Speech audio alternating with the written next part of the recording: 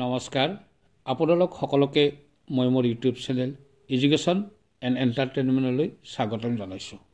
ইতিমধ্যে ভেঞ্চাৰ শিক্ষানুষ্ঠান প্ৰাদেশিকৰণৰ দাবীত এক জোৰদাৰ আন্দোলন আৰম্ভ হোৱাৰ বাতৰি পোৱা গৈছে। এই বাতৰিটোকে ভিডিঅ'ৰ জৰিয়তে আপোনালোকক জনাবলৈ ওলাইছোঁ। ভিডিঅ'টো ভাল লাগিলে এটা লাইক কৰিব আৰু যদি আপুনি মোৰ এই চেনেলটোলৈ নতুনকৈ আহিছে তেনেহ'লে অনুগ্ৰহ কৰি চেনেলটো ছাবস্ক্ৰাইব কৰি থ'ব। সদৌ অসম অপ্ৰাদেশিকৃত শিক্ষক সন্থাই যোৱা 16 ডিচেম্বৰৰ পৰা গুৱাহাটীৰ চচলত আমৰণ অনশনৰ দৰে এক চূড়ান্ত প্ৰতিবাদী কাৰ্যসূচী গ্ৰহণ কৰাৰ বাতৰি পোৱা গৈছে।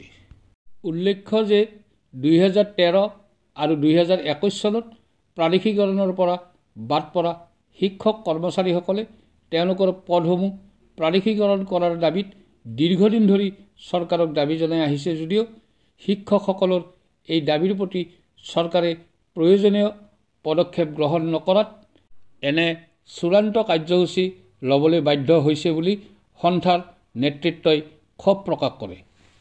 এই ক্ষেত্ৰত সন্থাই অসম চৰকাৰৰ শিক্ষামন্ত্ৰীৰ সৈতে কেইবাবাৰো আলোচনাত মিলিত হৈছে যদিও কোনো ধৰণৰ সুফল নোপোৱাত কৰ্মচাৰীসকলে আমৰণ অনশনৰ দৰে চূড়ান্ত কাৰ্যসূচী ল'বলৈ বাধ্য হৈছে।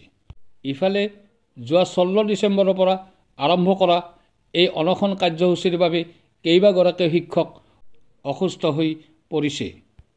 জানিব পৰা মতে প্ৰথম দিনাই ইদ্ৰিছ আলী নামৰ এজন শিক্ষক গুৰুতৰভাৱে অসুস্থ হৈ পৰাৰ পিছত পিছদিনা পুনৰ 9গৰাকী শিক্ষক অসুস্থ হৈ পৰে। অৱশ্যে অসুস্থ শিক্ষকসকলক ততাতৈয়াকৈ চিকিৎসালয়ত ভৰ্তি কৰোৱা হয়।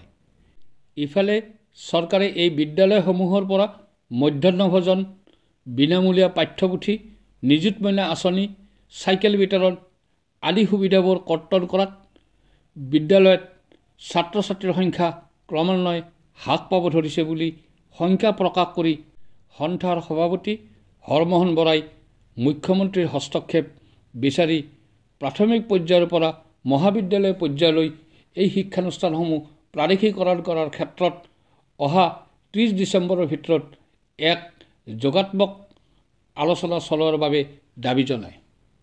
আমিও বিচাৰোঁ চৰকাৰে এক যোগাত্মক পদক্ষেপ গ্ৰহণ কৰি এই শিক্ষাগুৰুসকলৰ দীৰ্ঘদিনীয়া সমস্যাবোৰ সমাধান কৰক। ধন্যবাদ।